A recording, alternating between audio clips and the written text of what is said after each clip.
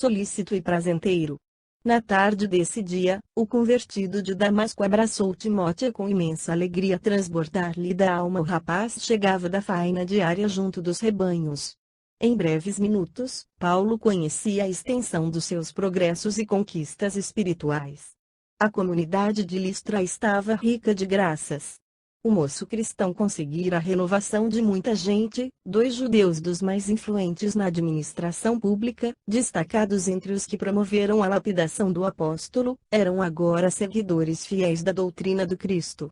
Cuidava-se da construção de uma igreja, onde os doentes fossem amparados e as crianças abandonadas encontrassem um ninho acolhedor. Paulo regozijou-se. Naquela mesma noite, houve em Listra grande assembleia. O apóstolo dos gentios encontrou uma atmosfera carinhosa, que lhe prodigalizava grande conforto.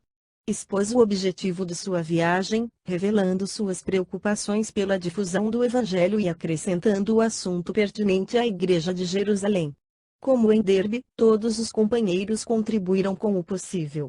Paulo não cabia em si de contentamento, observando o triunfo tangível do esforço de Timóteo nas camadas populares.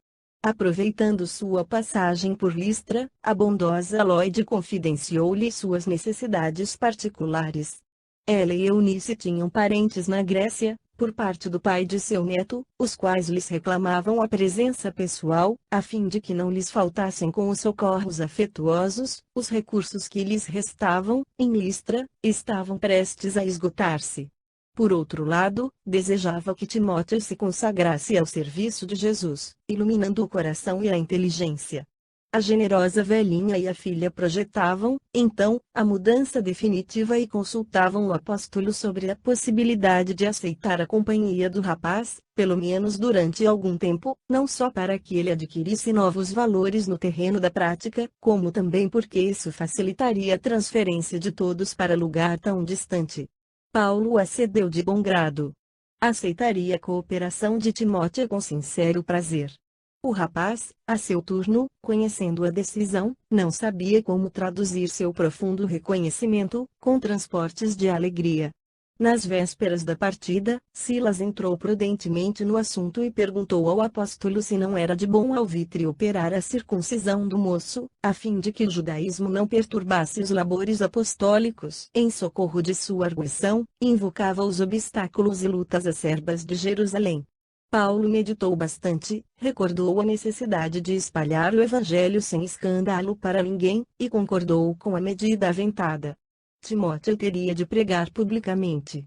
Conviveria com os gentios, mas, maiormente, com os israelitas, senhores das sinagogas e de outros centros, onde a religião era ministrada ao povo. Era justo refletir na providência para que o moço não fosse incomodado em sua companhia. O filho de Eunice obedeceu sem hesitação. Daí a dias, despedindo-se dos irmãos e das generosas mulheres que ficavam a chorar nos votos de paz em Deus, os missionários demandaram Icônio, cheios de coragem indômita e do firme propósito de servir a Jesus. No espírito amoroso de pregação e fraternidade, dilatando o poder do Evangelho Redentor sobre as almas e jamais esquecendo o auxílio à Igreja de Jerusalém, os discípulos visitaram todas as pequeninas aldeias da Galácia, demorando-se algum tempo em Antioquia de Pisídia, onde trabalharam, de algum modo, para se manterem a si mesmos. Paulo estava satisfeitíssimo. Seus esforços, em companhia de Barnabé, não haviam sido improfícuos. Nos lugares mais remotos, quando menos esperava, eis que surgiam notícias das igrejas anteriormente fundadas. Eram benefícios a necessitados, melhoras ou curas de enfermos, consolações aos que se encontravam em extremo desespero. O apóstolo experimentava o contentamento do semeador que defronta as primeiras flores, como radiosas promessas do campo. Os emissários da Boa Nova atravessaram a Frígia e a Galácia sem perseguições de grande envergadura. O nome de Jesus era, agora, pronunciado com mais respeito. O ex-rabino continuava em franca atividade para a difusão do Evangelho na Ásia, quando, uma noite, após as preces habituais, ouviu uma voz que lhe dizia com amoroso acento: Paulo, sigamos adiante. Levemos a luz do céu a outras sombras, outros irmãos te esperam no caminho infinito. Era Estevão, o amigo de todos os minutos, que, representando o Mestre Divino junto do apóstolo dos gentios, o concitava a semeadura noutros rumos. O valoroso emissário das verdades eternas compreendeu que o Senhor lhe reservava novos campos a desbravar. No dia seguinte, informando Silas e Timóteo do sucedido, concluía inspirado: tenho, assim, que o Mestre me chama a novas tarefas. É com trema justo. Aliás, reconheço que estas regiões já receberam a semente divina. E acentuava depois de uma pausa: desta vez, já não encontramos muitas dificuldades. Antes, com Barnabé, experimentamos as expulsões, o cárcere, os açoites, o apedrejamento. Agora, porém, nada disso aconteceu. Quer dizer que por aqui já existem bases seguras para a vitória do Cristo. É preciso, portanto, caminhar para onde se encontrem os obstáculos e vencê-los, para que o Mestre seja conhecido e glorificado, pois nós estamos numa batalha e é necessário não desprezar as frentes. Os dois discípulos ouviram e procuraram meditar na grandeza de semelhantes conceitos. Decorrida uma semana, lá se foram a pé, procurando a Mísia. E contudo, intuitivamente, Paulo percebeu que não seria ainda ali o novo campo de operações. Pensou em se dirigir para a Bitínia, mas a voz que o generoso apóstolo interpretava como sendo a do Espírito de Jesus, sugeriu-lhe alteração do trajeto, induzindo. Atos, capítulo 16, versículo 7, nota de Emanuel. A descer para Troade. Chegados ao ponto do destino, acolheram-se cansadíssimos, numa hospedaria modesta. E Paulo, numa visão significativa do Espírito, viu um homem da Macedônia, que identificou pelo vestuário característico, a acenar-lhe ansiosamente, exclamando: vem e ajuda-nos. O ex-doutor interpretou o fato como ordenação de Jesus, a respeito de seus novos encargos. Cientificou os companheiros logo pela manhã, não sem ponderar a extrema dificuldade da viagem por mar, baldo que estava de recursos. Entretanto, concluía: creio que o Mestre lá nos facultará o necessário. Silas e Timóteo calaram-se respeitosos. Saindo à rua cheia de sol, pela manhã, eis que o apóstolo fixa o olhar numa casa de comércio e para lá se dirige com ansiosa alegria. Era Lucas que parecia fazer compras. O ex-rabino aproximou-se com os discípulos, e bateu-lhe carinhosamente no ombro. Por aqui, disse Paulo, com grande sorriso. Abraçaram-se alegremente. O pregador do Evangelho apresentou ao médico os novos companheiros, falando-lhe dos objetivos de sua excursão por aquelas paragens. Lucas, a seu turno, explicou que, havia 2 anos, era encarregado dos serviços médicos, a bordo de grande embarcação ali ancorada, em trânsito para Samotrácia. Paulo recebeu a informação com profundo interesse. Muito impressionado com o encontro, deu-lhe a conhecer a revelação auditiva do roteiro, bem como a vidência da véspera. E convicto da assistência do Mestre naquele instante, falava com segurança: estou certo de que o Senhor nos envia os recursos necessários na tua pessoa. Precisamos transportar-nos à Macedônia, mas estamos sem dinheiro. Quanto a isso, respondeu Lucas, com franqueza, não te preocupes. Se não tenho fortuna, tenho vencimentos. Seremos companheiros de viagem e tudo pagarei com muita satisfação. A palestra prosseguiu animada, relatando o antigo hóspede de Antioquia as suas conquistas para Jesus. Nas suas viagens, havia aproveitado todas as oportunidades em prol do Evangelho, transmitindo a quantos se lhe aproximavam os tesouros da Boa Nova. Quando contou que estava só no mundo, com a partida da genitora para a esfera espiritual, Paulo fez-lhe nova observação, acentuando: ora, Lucas, se te encontras sem compromissos imediatos, por que não te dedicas inteiramente aos trabalhos do Mestre Divino? A pergunta produziu certa emoção no médico, como se valesse por uma revelação. Passada a surpresa, Lucas acrescentou, um tanto indeciso: sim, mas há que considerar os deveres da profissão. Mas, quem foi Jesus senão o divino médico do mundo inteiro? Até agora tens curado corpos, que, de qualquer modo, cedo ou tarde hão de perecer. Tratar do espírito não seria um esforço mais justo? Com isso não quero dizer que se deva desprezar a medicina propriamente do mundo, no entanto, essa tarefa ficaria para aqueles que ainda não possuem os valores espirituais que trazes contigo. Sempre acreditei que a medicina do corpo é um conjunto de experiências sagradas, de que o homem não poderá prescindir, até que se resolva a fazer a experiência divina e imutável, da cura espiritual. Lucas meditou seriamente nessas palavras e replicou: Tens razão. Queres cooperar conosco na evangelização da Macedônia? Interrogou esse rabino sentindo-se triunfante. Irei contigo, concluiu Lucas. Entre os 4 discípulos do Cristo houve enorme júbilo. No dia seguinte, a missão navegava para Samotrácia. Lucas explicou-se como pôde, solicitando ao comando a permissão de se afastar por um ano dos serviços a seu cargo. E porque apresentasse substituto, conseguiu com facilidade seu intento. A bordo, como fazia em toda parte, Paulo aproveitou todos os ensejos para a pregação. As menores margens eram grandes temas evangélicos no seu raciocínio superior. O próprio comandante, romano de boa têmpera, abandonava-se prazerosamente ao gosto de ouvi-lo. Foi nessas viagens que Paulo de Tarso travou relações com grande círculo de simpatizantes do Evangelho, conquistando numerosos amigos, citados nas futuras epístolas. Desembarcados, os missionários, enriquecidos com a cooperação de Lucas, descansaram 2 dias em Neápolis, dirigindo-se em seguida para Filipos. Quase às portas da cidade, Paulo sugeriu que Lucas e Timóteo se dirigissem, por outros caminhos, para Tessalônica, onde os 4 se reuniriam mais tarde. Com esse programa, nenhuma aldeia ficaria esquecida e as sementes do reino de Deus seriam espalhadas nos meios mais simples. A ideia foi aprovada com satisfação. Lucas não deixou de perguntar se Timóteo era circuncidado.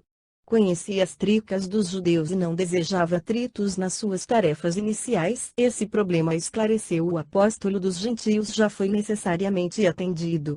As 2 humilhações infligidas a um jovem confrade que levei a Jerusalém, não a conselho da sinagoga, mas a uma reunião da igreja, levaram-me a refletir na situação de Timóteo, que precisará, muitas vezes, dos favores dos israelitas no curso das pregações. Até que Deus opere a circuncisão de tantos corações endurecidos, é indispensável saibamos agir com prudência, sem atritos que nos inutilizem os esforços. Esclarecido o assunto, entraram na cidade onde o médico e o jovem de Listra descansariam um pouco, antes de tomarem o rumo de Tessalônica por estradas diferentes, de modo a multiplicar os frutos da missão. Hospedaram-se num albergue quase miserável que a população da cidade reservava aos estrangeiros. Depois de 3 noites ao relento, os amigos de Jesus dirigiram-se à casa de oração, que ficava à margem do rio Gangas. Filipos não possuía sinagoga e o santuário destinado às preces, embora tomasse título de casa, não era mais que um recanto ameno da natureza, rodeado de muros em ruínas. Ciente da situação religiosa da cidade, Paulo dirigiu-se para lá com os companheiros. Muito surpreendidos, entretanto, os missionários não encontraram senão senhoras e meninas em oração. O ex-rabino penetrou resolutamente no círculo feminino e falou dos objetivos do Evangelho, como se estivesse diante de imenso público. As mulheres estavam magnetizadas por sua palavra ardorosa e sublime. Enxugavam discretamente as lágrimas que lhes afluíam ao rosto, ao receberem notícias do Mestre, e uma delas, chamada Lídia, viúva digna e generosa, aproximou-se dos missionários e, confessando-se convertida ao Salvador esperado, oferecia-lhes a própria casa para fundarem a nova igreja. Paulo de Tarso contemplou-a de olhos úmidos. Escutando-lhe a voz desbordante de cristalina sinceridade, recordou que no Oriente, no dia inesquecível do Calvário, só as mulheres haviam acompanhado Jesus no doloroso transe, sendo as primeiras criaturas que o viram na gloriosa ressurreição, e eram ainda elas que, em doce reunião espiritual, vinham receber a palavra do Evangelho no Ocidente, pela primeira vez. Em silenciosa contemplação, o apóstolo dos gentios fixou o grande número de meninas que se ajoelhavam à sombra carinhosa das árvores. Observando-lhes os trajes muito claros, teve a impressão de que via à sua frente um gracioso bando de pombas muito alvas, prestes a desferir o voo glorioso dos ensinamentos do Cristo, pelos céus maravilhosos da Europa. Foi por isso que, contrariamente à expectativa dos companheiros, o enérgico pregador respondeu a Lídia em tom muito afável: aceitamos vossa hospedagem. Desde aquele minuto, travou-se entre Paulo de Tarso e sua carinhosa igreja de Filipos a mais formosa amizade. Lídia, cuja casa era muito abastada, em vista do movimento comercial de púrpuras, acolheu os discípulos do Messias com júbilo indescritível. Enquanto isso, Lucas e Timóteo continuavam a viagem. Silas e o ex-doutor de Jerusalém consagravam-se ao serviço do Evangelho, entre os generosos filipenses. A cidade singularizava-se por seu espírito romano. Havia nas ruas vários templos dedicados aos deuses antigos. E como apenas as mulheres procuravam o recinto da casa de orações, Paulo, com o desassombro que o caracterizava, deliberou fazer pregações do Evangelho na praça pública. Na mesma época, possuía Filipos uma pitonisa que se celebrizara nas redondezas. Como nas tradições de Delfos, suas palavras eram interpretadas como oráculo infalível. Tratava-se de uma rapariga cujos patrões procuraram mercantilizar seus poderes psíquicos. A mediunidade era utilizada por espíritos menos evoluídos, que se compraziam em dar palpites sobre motivos de ordem temporal. A situação era altamente ruidosa para os que a exploravam descaridosamente. Aconteceu que a jovem estava presente à primeira pregação de Paulo, recebida pelo povo com êxito inexcedível. Terminado a exposição evangélica, os missionários observam a moça que, em grandes brados que impressionavam o público, se põe a exclamar: "Recebei os enviados do Deus Altíssimo." Eles anunciam a salvação. Paulo e Silas ficaram um tanto perplexos, entretanto, nada replicaram, conservando o incidente no coração, em atitude discreta. No dia seguinte, porém, repetia-se o fato e, durante uma semana, os discípulos do Evangelho ouviram, após as pregações, a entidade que se assenhoreava da jovem, atirando-lhes elogios e títulos pomposos. O ex-rabino, no entanto, desde a primeira manifestação procurara saber quem era a rapariga anônima e ficou conhecendo os antecedentes do caso. Estimulados pelo ganho fácil, os patrões haviam instalado um gabinete onde a pitonisa atendia às consultas. Ela, por sua vez, de vítima ia passando a sócia da empresa, que pingues eram os rendimentos. Paulo, que nunca se conformou com a mercancia dos bens celestes, percebeu o mecanismo oculto dos acontecimentos e, senhor de todos os particulares do assunto, esperou que o visitante do invisível novamente aparecesse. Assim, terminada a pregação na praça, quando a jovem começou a gritar: "Recebei os mensageiros da redenção. Não são homens, são anjos do Altíssimo", o convertido de Damasco desceu da tribuna a passos firmes e, aproximando-se da locutora dominada por estranha influência, intimou a entidade manifestante, em tom imperativo: "Espírito perverso, não somos anjos, somos trabalhadores em luta com as próprias fraquezas. Por amor ao Evangelho, em nome de Jesus Cristo ordeno que te retires para sempre. Proíbo-te, em nome do Senhor, estabeleceres confusão entre as criaturas, incentivando interesses mesquinhos do mundo em detrimento dos sagrados interesses de Deus." Imediatamente, a pobre rapariga recobrou energias e libertou-se da atuação malfazeja. O fato provocou enorme admiração popular. O próprio Silas, que, de algum modo, se comprazia em ouvir as afirmações da pitonisa, interpretando-as como um conforto espiritual, estava boquiaberto. Quando se viram a sós, quis lhe dissesse Paulo os motivos que o levaram a semelhante atitude, e perguntou-lhe: "Acaso não falava ela do nome de Deus? Sua propaganda não seria para nós valioso auxílio?" O apóstolo sorriu e sentenciou: "Porventura, Silas, poder-se-á na terra julgar qualquer trabalho antes de concluído? Aquele espírito poderia falar em Deus, mas não vinha de Deus. Que fizemos para receber elogios? Dia e noite, estamos lutando contra as imperfeições de nossa alma. Jesus mandou que insulássemos, a fim de aprendermos duramente. Não ignoras como vivo em batalha com o espinho dos desejos inferiores. Então, seria justo aceitarmos títulos imerecidos quando o mestre rejeitou o qualificativo de bom. Claro que, se aquele espírito viesse de Jesus, outras seriam suas palavras. Estimularia nosso esforço, compreendendo nossas fraquezas. Além do mais, procurei informar-me a respeito da jovem e sei que ela é hoje a chave de grande movimento comercial." Silas impressionou-se com os esclarecimentos mais que justos. Mas, dando a entender suas dificuldades para os compreender integralmente, acrescentou: todavia, será o incidente uma lição para não entretermos relações com o plano invisível. Como pudeste chegar a semelhante conclusão? Respondeu o ex-rabino muito admirado. O cristianismo sem o profetismo seria um corpo sem alma. Se fecharmos a porta de comunicação com a esfera do Mestre, como receber seus ensinos? Os sacerdotes são homens, os templos são de pedra. Que seria de nossa tarefa sem as luzes do plano superior? Do solo brota muito alimento, mas, apenas para o corpo. Para a nutrição do espírito é necessário abrir as possibilidades de nossa alma para o alto e contar com o amparo divino. Nesse particular, toda a nossa atividade repousa nas dádivas recebidas.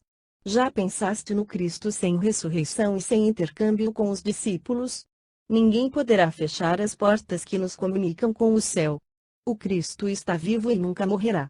Conviveu com os amigos, depois do Calvário, em Jerusalém e na Galileia, trouxe uma chuva de luz e sabedoria aos cooperadores galileus. No Pentecostes, chamou-me às portas de Damasco, mandou um emissário para a libertação de Pedro, quando o generoso pescador chorava no cárcere. A voz de Paulo tinha acentos maravilhosos, nessas profundas evocações. Silas compreendeu e calou-se, de olhos rasos de pranto. O incidente, entretanto, teria mais vastas repercussões, além daquelas que os apóstolos do Mestre poderiam esperar. A pitonisa não mais recebeu a visita da entidade que distribuía palpites de toda sorte. Em vão, os consulentes viciados lhe bateram a porta. Vendo-se privados da renda fácil, os prejudicados fomentaram largo movimento de revolta contra os missionários. Espalhava-se o boato de que Filipes, em virtude da audácia do pregador revolucionário, fora privada da assistência dos Espíritos de Deus. Os fanáticos exaltaram-se. Daí a 3 dias, Paulo e Silas foram surpreendidos, em plena praça, com o ataque do povo e foram presos a troncos pesadíssimos e flagelados, sem compaixão. Sob os apupos da massa ignorante, submeteram-se, com humildade, ao suplício. Quando sangravam sob as varas impiedosas, houve a intervenção das autoridades e foram então conduzidos ao cárcere, abatidos e cambaleantes. Dentro da noite escura e dolorosa, incapacitados de dormir, pelas dores crudelíssimas, os discípulos de Jesus vigiaram em preces ungidas de luminoso fervor. Lá fora, rugia a tempestade em trovões terríveis e ventos sibilantes. Filipes inteira parecia abalada em seus alicerces pela tormenta fragorosa. Passava da meia-noite, os 2 apóstolos oravam em voz alta. Os prisioneiros vizinhos, vendo-os em oração, pareciam acompanhá-los, pela expressão do rosto. Paulo contemplou-os, através das grades, e, aproximando-se, a custo, começou a pregar o reino de Deus. Ao comentar a tempestade imprevista que se abatera sobre o ânimo dos discípulos, enquanto Jesus dormia na barca, um fato maravilhoso feriu os olhos dos encarcerados. As portas pesadas das numerosas celas se abriram sem ruído. Silas ficou lívido. Paulo compreendeu e saiu ao encontro dos companheiros.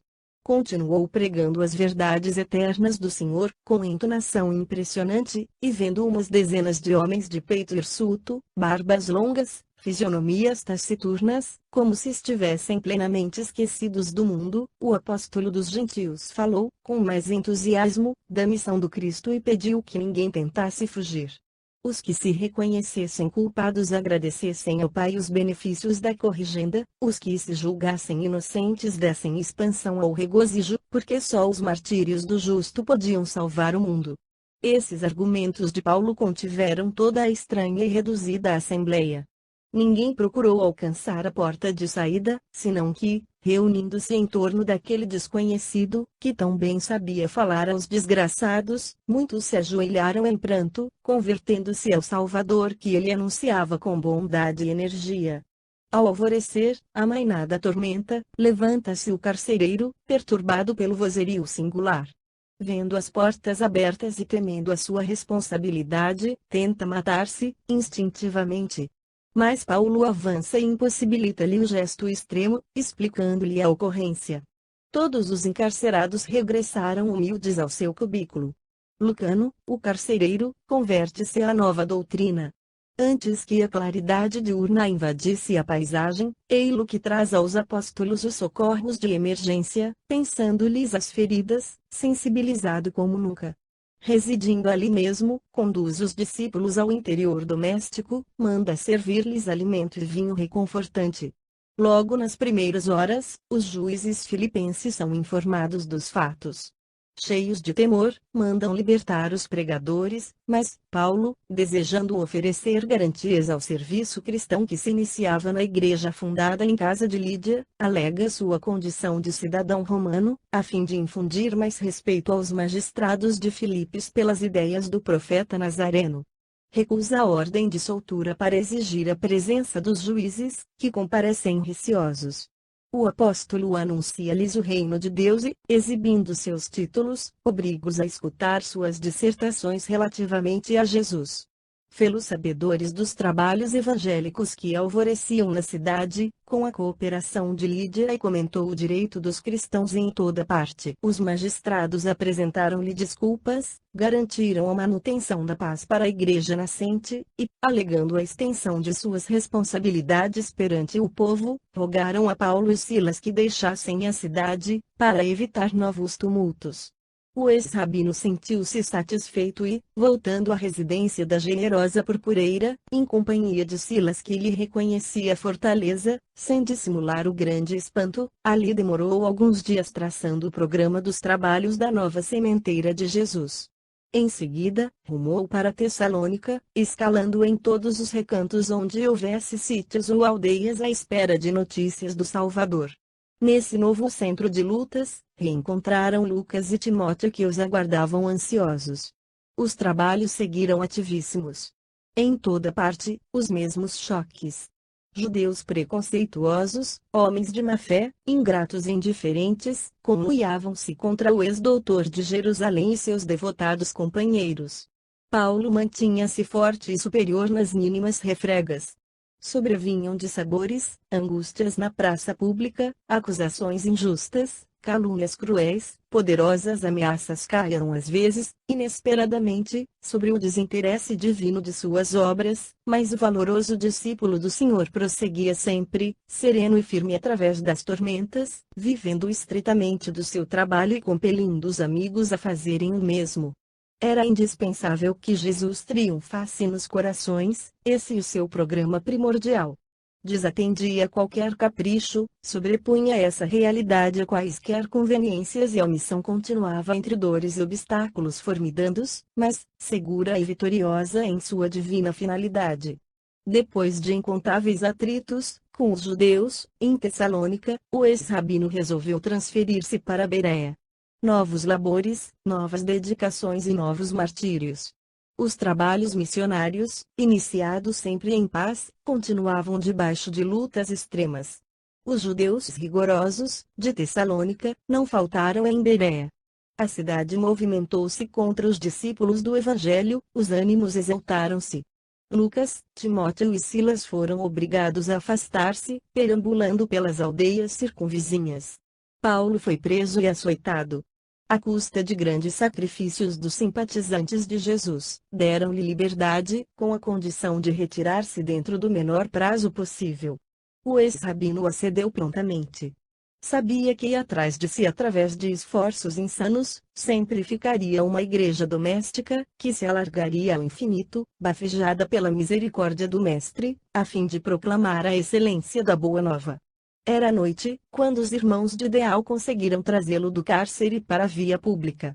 O apóstolo dos gentios procurou informar-se sobre os companheiros e soube das vicissitudes que os assoberbavam. Lembrou que Silas e Lucas estavam doentes, que Timóteo necessitava encontrar-se com a sua mãe no porto de Corinto. Era melhor proporcionar aos amigos uma trégua no vórtice das atividades renovadoras. Não seria justo requisitar-lhes a cooperação, quando ele próprio experimentava a necessidade de repouso.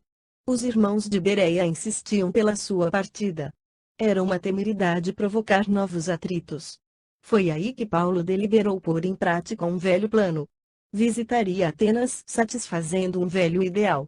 Muitas vezes, impressionado com a cultura helênica recebida em Tarso, alimentara o desejo de conhecer-lhe os monumentos gloriosos, os templos soberbos, o espírito sábio e livre. Quando ainda muito jovem, cogitara dessa visita à cidade magnificente dos velhos deuses, disposto a levar-lhe os tesouros da fé, guardados em Jerusalém, procuraria as assembleias cultas independentes e falaria de Moisés e da sua lei. Pensando, agora, na realização de tal projeto, considerava que levaria luzes muito mais ricas ao espírito ateniense, anunciaria à cidade famosa o Evangelho de Jesus. Certo, quando falasse na praça pública, não encontraria os tumultos, tão do gosto israelita. Antegozava o prazer de falar à multidão afeiçoada ao trato das coisas espirituais. Indubitavelmente, os filósofos esperavam notícias do Cristo, com impaciência.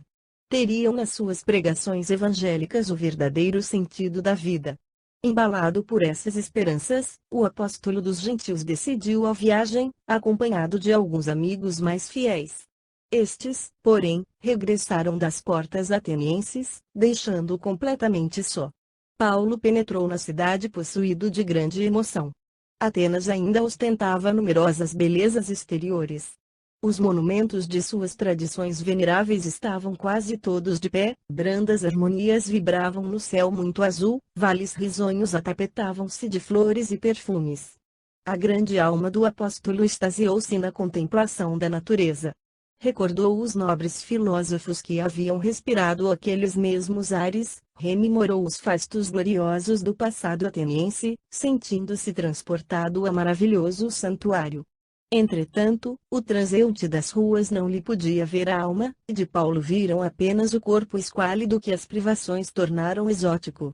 Muita gente o tomou por mendigo, farrapo humano da grande massa que chegava, em fluxo contínuo, do Oriente desamparado. O emissário do Evangelho, no entusiasmo de suas generosas intenções, não podia perceber as desencontradas opiniões a seu respeito. Cheio de bom ânimo, resolveu pregar na praça pública, na tarde desse mesmo dia. Ansiava por defrontar o espírito ateniense, tal como já defrontara as grandezas materiais da cidade. Seu esforço, no entanto, foi seguido de penoso insucesso. Inúmeras pessoas aproximaram-se no primeiro momento, mas, quando lhe ouviram as referências a Jesus e a ressurreição, grande parte dos assistentes rompeu em gargalhadas de irritante ironia. Será este filósofo um novo Deus? Perguntava um transeunte com ar de pilhéria. Está muito desajeitado para tanto, respondia o interpelado. Onde já se viu um Deus assim? Indagava ainda outro. Vede como lhe tremem as mãos. Parece doente e enfraquecido. A barba é selvagem e está cheio de cicatrizes, e louco, exclamava um ancião com vastas presunções de sabedoria. Não percamos tempo. Paulo tudo ouvia, notou a fila dos retirantes, indiferentes e endurecidos, e experimentou muito frio no coração. Atenas estava muito distanciada das suas esperanças.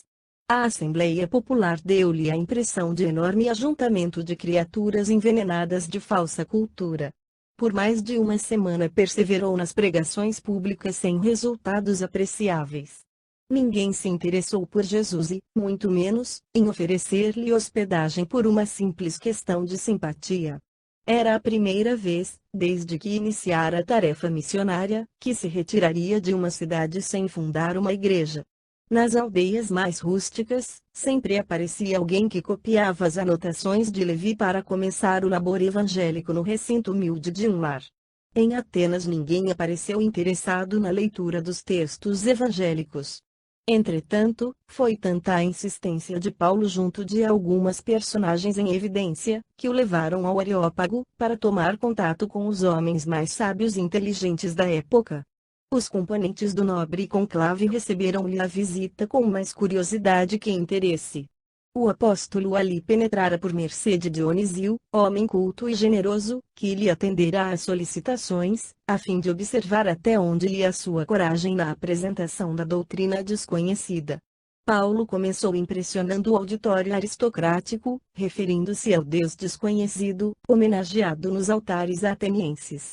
Sua palavra vibrante apresentava cambiantes singulares, as imagens eram muito mais ricas e formosas que as registradas pelo autor dos Atos. O próprio Dionísio estava admirado. O apóstolo revelava-se-lhe muito diferente de quando o vira na praça pública.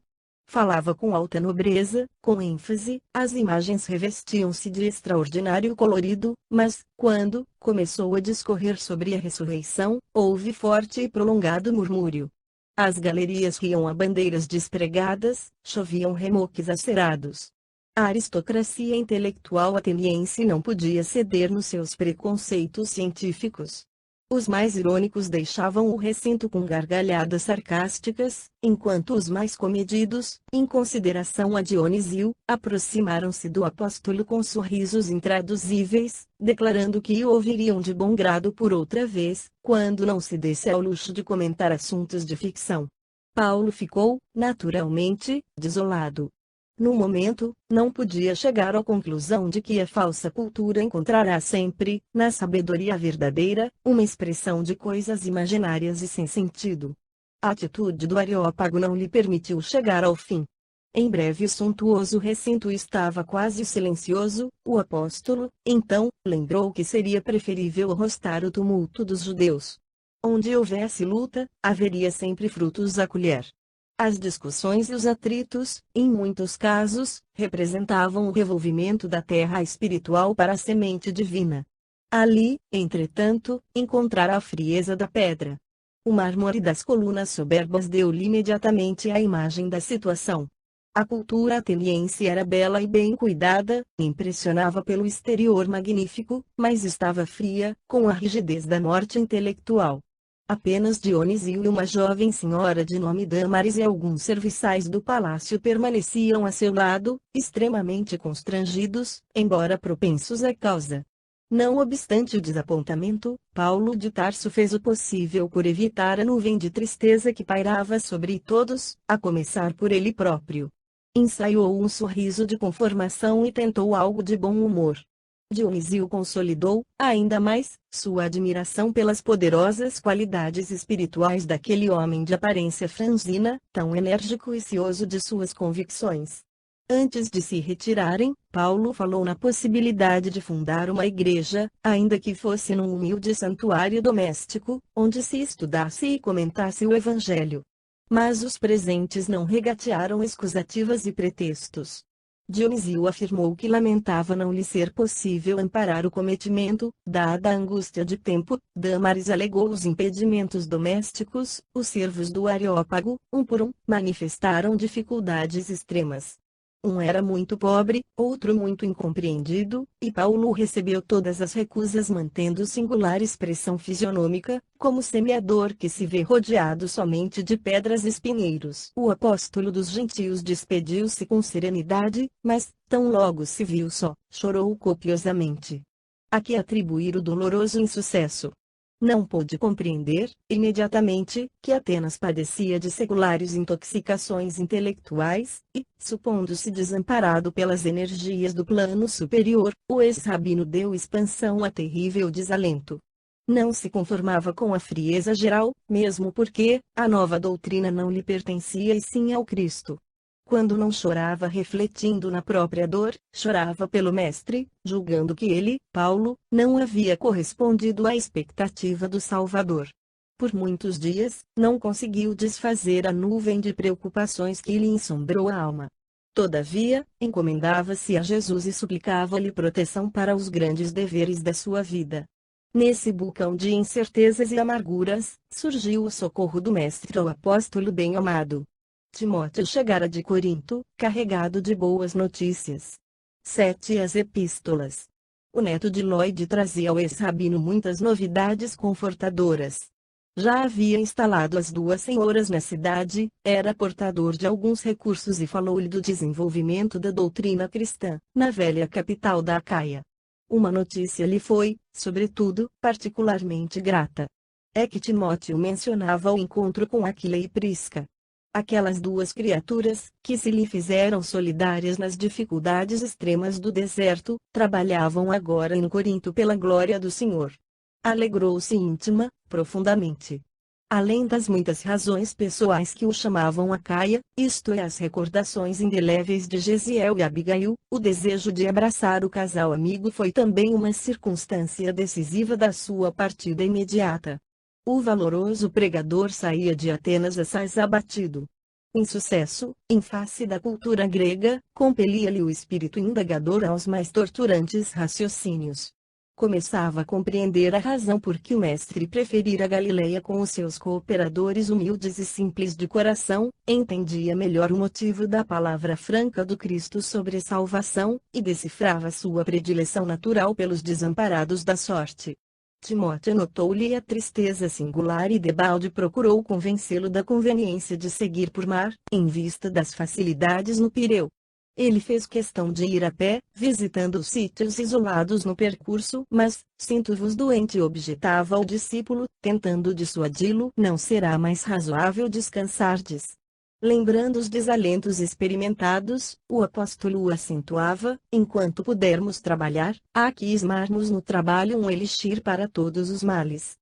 Além do mais, é justo aproveitar o tempo e a oportunidade. Julgo, entretanto, justificava o jovem amigo, que poderíeis adiar um pouco. Adiar porque, redarguiu esse rabino fazendo o possível por desfazer as mágoas de Atenas. Sempre tive a convicção de que Deus tem pressa do serviço bem feito. Se isso constitui uma característica de nossas mesquinhas atividades nas coisas deste mundo, como adiar ou faltar com os deveres sagrados de nossa alma, para com o Todo-Poderoso? O rapaz ponderou no acerto daquelas alegações e calou-se. Assim venceram mais de 60 quilômetros, com alguns dias de marcha e intervalos de prédicas. Nessa tarefa entre gente simples, Paulo de Tarso sentia-se mais feliz. Os homens do campo receberam a boa nova com maior alegria e compreensão. Pequenas igrejas domésticas foram fundadas, não longe do Golfo de Saron. Enlevado pelas recordações cariciosas de Abigail, atravessou o istmo e penetrou na cidade, movimentada e rumorosa. Abraçou Lloyd e Eunice numa casinha do porto de Sincreia e logo procurou avistar-se com os velhos amigos do oásis de Dan. Os três abraçaram-se, tomados de infinito júbilo. Aquila e a companheira falaram longamente dos serviços evangélicos, aos quais haviam sido chamados pela misericórdia de Jesus. De olhos brilhantes, como se houvessem vencido grande batalha, contaram ao apóstolo haverem realizado o ideal de permanecer em Roma, algum tempo. Como tecelões humildes, habitaram um velho casarão em ruínas, no Trastevere, fazendo as primeiras pregações do evangelho no ambiente mesmo das pompas cesarianas. Os judeus haviam declarado guerra franca aos novos princípios. Desde o primeiro rebate da Boa Nova, iniciaram-se grandes tormentas no gueto do bairro pobre desprotegido. Prisca relatou como um grupo de israelitas apaixonados lhe assaltara o aposento, à noite, com instrumentos de flagelação e castigo. O marido demorava-se na oficina, e assim não pôde ela esquivar-se aos impiedosos açoites. Só muito tarde, fora socorrida por Aquila, que a encontrou banhada em sangue. O apóstolo Tarsense exultava. Contou aos amigos, por sua vez, as dores experimentadas em toda parte, pelo nome de Jesus Cristo. Aqueles martírios em comum eram apresentados como favores de Jesus, como títulos eternos da sua glória. Quem ama inquieta-se por dar alguma coisa e os que amavam o Mestre sentiam-se extremamente venturosos em sofrerem algo por devotamento ao seu nome. Desejoso de reintegrar-se na serenidade de suas realizações ativas, olvidando a frieza ateniense, Paulo comentou o projeto da fundação de uma igreja em Corinto, ao que Áquila e sua mulher se prontificaram para todos os serviços. Aceitando-lhes oferecimento generoso, o ex-rabino passou a residir em sua companhia, ocupando-se diariamente do seu ofício. Corinto era uma sugestão permanente de lembranças queridas do seu coração. Sem comunicar aos amigos as reminiscências que lhe borbulhavam na alma sensível, procurou rever os sítios a que Abigail se referia sempre com enlevo. Com extremo cuidado, localizou a região onde deveria ter existido o pequeno sítio do velho Jochebed, agora incorporado ao imenso acervo de propriedades dos herdeiros de Licínio Minúcio. Contemplou a velha prisão de onde a noiva pudera evadir-se para salvar-se dos celerados que lhe haviam assassinado o pai e escravizado o irmão. Meditou no porto de Sincreia, de onde Abigail partira, um dia, para conquistar-lhe o coração, sob os desígnios superiores e imutáveis do Eterno. Paulo entregou-se, de corpo e alma, ao serviço rude. O laborativo das mãos proporcionara-lhe brando o esquecimento de Atenas. Compreendendo a necessidade de um período de calma, induzira Lucas a descansar em Troade, já que Timóteo e Silas haviam encontrado trabalho como caravaneiros. Antes, porém, de retomar as pregações, começaram a chegar a Corinto emissários de Tessalônica, de Bereia e outros pontos da Macedônia, onde fundara suas bem-amadas igrejas. As comunidades tinham assuntos urgentes, que requeriam delicadas intervenções da sua parte. Sentindo-se em dificuldades para tudo atender com a presteza devida, chamou novamente Silas e Timóteo para a cooperação indispensável. Ambos, valendo-se das oportunidades da profissão, poderiam contribuir de maneira eficaz na solução dos problemas imprevistos. Confortado pelo concurso dos amigos, Paulo falou, pela primeira vez, na sinagoga. Sua palavra vibrante logrou êxito extraordinário. Judeus e gregos falaram de Jesus com entusiasmo. O tecelão foi convidado a prosseguir nos comentários religiosos, semanalmente. Mas tão logo começou a abordar as relações existentes entre a lei e o evangelho, repontaram os atritos. Os israelitas não toleravam a superioridade de Jesus sobre Moisés, e, se consideravam o Cristo como profeta da raça, não o suportavam como Salvador. Paulo aceitou os desafios, mas não conseguiu demover corações tão endurecidos. As discussões prolongaram-se por vários sábados, seguidamente, até que, um dia, quando o verbo inflamado e sincero do apóstolo urzia os erros farisaicos com veemência, um dos chefes principais da sinagoga intimou com aspereza: "Cala-te, orador impudente. A sinagoga tem tolerado teus embustes por verdadeiros prodígios de paciência, mas, em nome da maioria, ordeno que te retires para sempre. Não queremos saber do teu Salvador, exterminado como os cães da cruz." Ouvindo expressões tão desrespeitosas ao Cristo, o apóstolo sentiu os olhos úmidos. Refletiu maduramente na situação e replicou: "Até agora, em Corinto, procurei dizer a verdade ao povo escolhido por Deus para o sagrado depósito da unidade divina, mas, se não aceitais desde hoje, procurarei e curarei os gentios. Caíam sobre vós mesmos as injustas maldições lançadas sobre o nome de Jesus Cristo." Alguns israelitas mais exaltados quiseram agredi-lo, provocando tumulto. Mas o romano de nome Tito Justo, presente à assembleia, e que, desde a primeira pregação, sentira-se fortemente atraído pela poderosa personalidade do apóstolo, aproximou-se e estendeu-lhe os braços de amigo. Paulo pôde sair incólume do recinto, encaminhando-se para a residência do benfeitor, que pôs à sua disposição todos os elementos imprescindíveis à organização de uma igreja ativa. O tecelão estava jubiloso. Era a primeira conquista para uma fundação definitiva. Tito Justo, com auxílio de todos os simpatizantes do Evangelho, adquiriu uma casa para início dos serviços religiosos. Aquila e Prisca foram os principais colaboradores, além de Lloyd e Eunice, para que se executassem os programas traçados por Paulo, de acordo com a querida organização de Antioquia. A igreja de Corinto começou, então, a produzir os frutos mais ricos de espiritualidade. A cidade era famosa por sua devassidão, mas o apóstolo costumava dizer que dos pântanos nasciam, muitas vezes, os lírios mais belos, e como onde há muito pecado há muito remorso e sofrimento. Em identidade de circunstâncias, a comunidade cresceu, dia a dia, reunindo os crentes mais diversos, que chegavam ansiosos por abandonar aquela Babilônia incendiada pelos vícios. Com a presença de Paulo, a igreja de Corinto adquiria singular importância e quase diariamente chegavam emissários das regiões mais afastadas. Eram portadores da Galácia pedirem providências para as igrejas de Pisídia, companheiros de Icônio, de Listra, de Tessalônica, de Chipre, de Jerusalém. Em torno do apóstolo formou-se um pequeno colégio de seguidores, de companheiros permanentes, que com ele cooperavam nos mínimos trabalhos. Paulo, entretanto, preocupava-se intensamente. Os assuntos eram urgentes quão variados. Não podia olvidar o trabalho de sua manutenção, assumira compromissos pesados com os irmãos de Corinto, devia estar atento à coleta destinada a Jerusalém, não podia desprezar as comunidades anteriormente fundadas. Aos poucos, compreendeu que não bastava enviar emissários. Os pedidos choviam de todos os sítios por onde perambulara, levando as alvíceras da Boa Nova. Os irmãos, carinhosos e confiantes, contavam com a sua sinceridade e dedicação, compelindo-o a lutar intensamente. Sentindo-se incapaz de atender a todas as necessidades ao mesmo tempo, o abnegado discípulo do Evangelho, valendo-se, um dia, do silêncio da noite, quando a igreja se encontrava deserta, rogou a Jesus, com lágrimas nos olhos, não lhe faltasse com os socorros necessários ao cumprimento integral da tarefa. Terminada a oração, sentiu-se envolvido em branda claridade.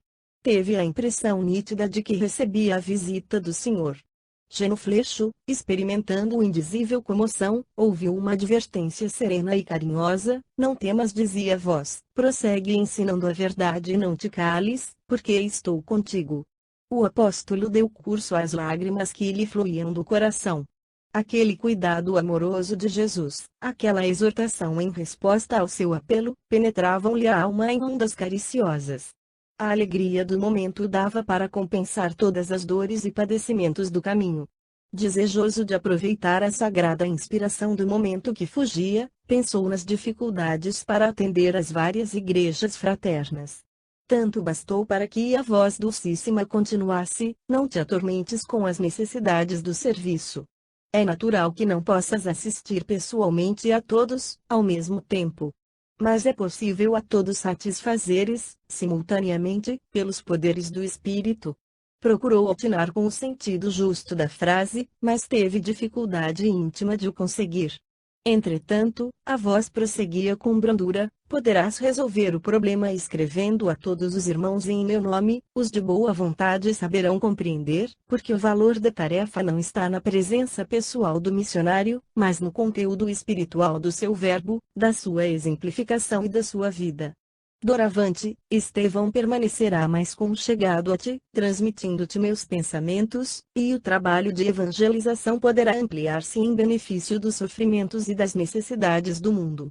O dedicado amigo dos gentios viu que a luz se extinguira, o silêncio voltara a reinar entre as paredes singelas da igreja de Corinto, mas, como se houvera sorvido a água divina das claridades eternas, conservava o espírito mergulhado em júbilo intraduzível.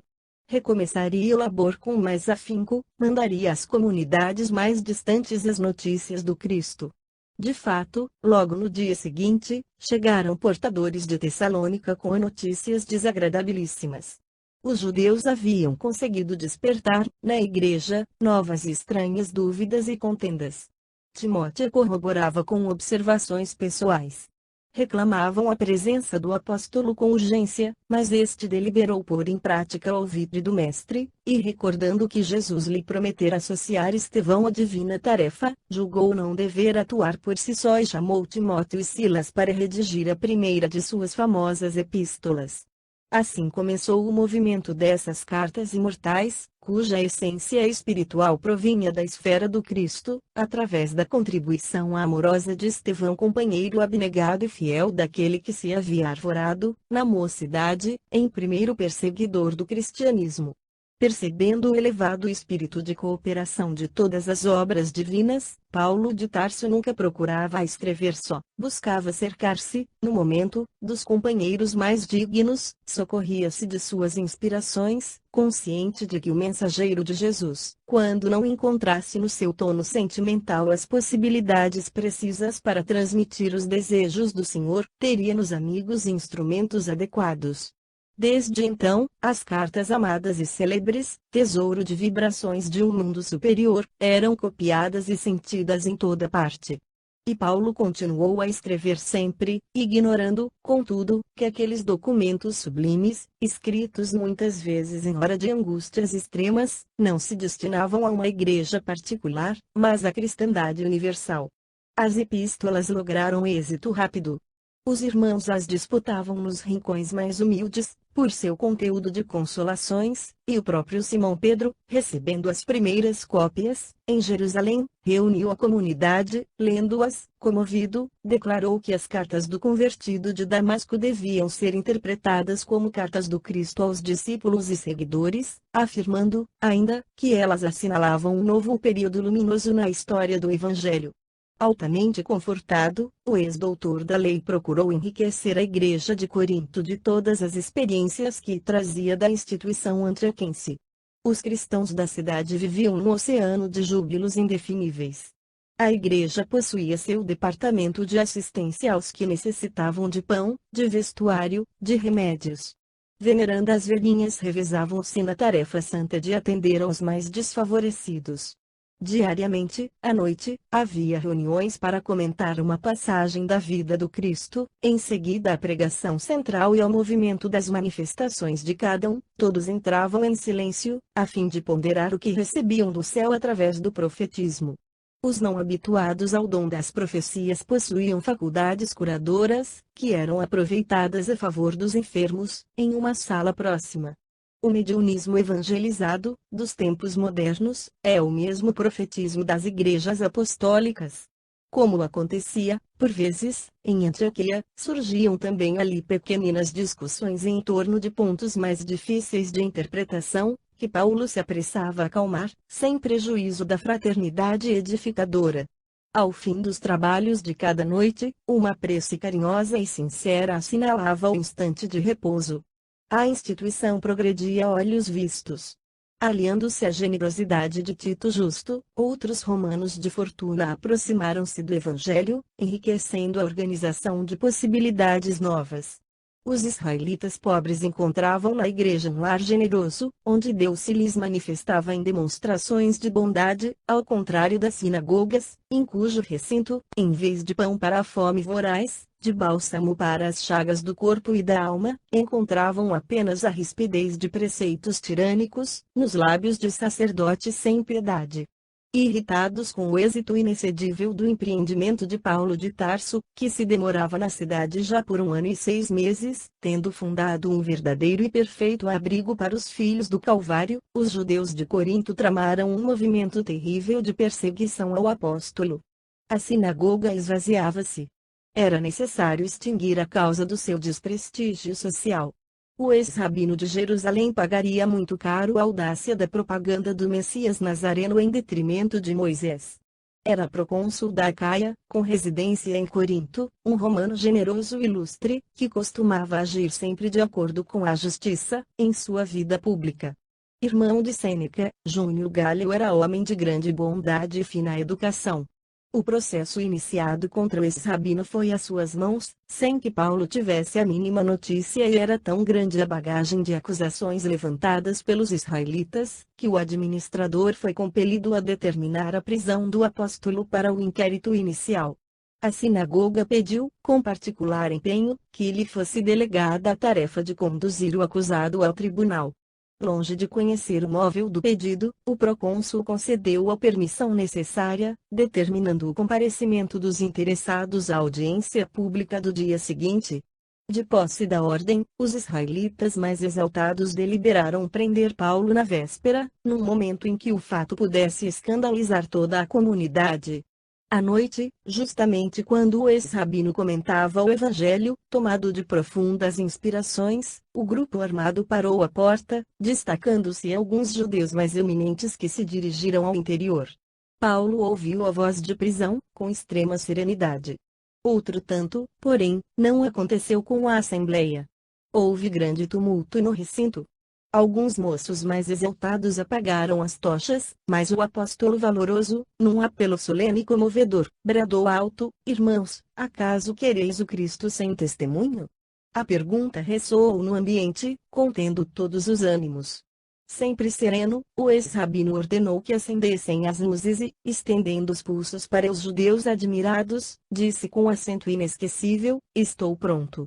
Um componente do grupo, despeitado com aquela superioridade espiritual, avançou e deu-lhe com os açoites em pleno rosto. Alguns cristãos protestaram, os portadores da Ordem de Galho revidaram com aspereza, mas o prisioneiro, sem demonstrar a mais leve revolta, clamou em voz mais alta: "Irmãos, regozijemo-nos em Cristo Jesus. Estejamos tranquilos e jubilosos porque o Senhor nos julgou dignos." Grande serenidade estabeleceu-se, então, na assembleia. Várias mulheres soluçavam baixinho. Aquila e a esposa dirigiram ao apóstolo um inovidável olhar e a pequena caravana demandou o cárcere, na sombra da noite. Atirado ao fundo de uma enxovia úmida, Paulo foi atado ao tronco do suplício e houve de suportar a flagelação dos 39 açoites. Ele próprio estava surpreendido.